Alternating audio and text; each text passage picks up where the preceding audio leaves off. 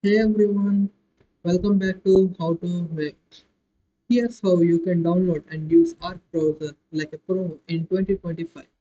First, open your current browser and search for Arc browser official website.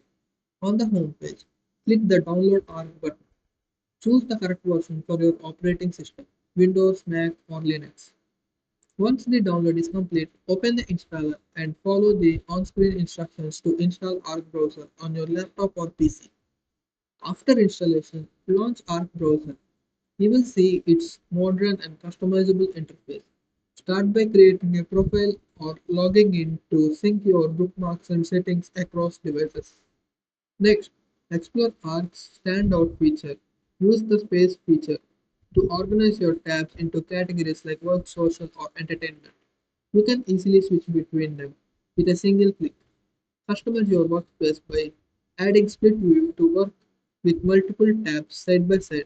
Also, check out Arc's command bar by pressing Command T for Mac or Control plus T for Windows for quick access to features, tools, and bookmarks. Lastly, enhance productivity by personalizing themes, shortcuts, and browsing preferences in the settings menu. Thank you for watching How to Web.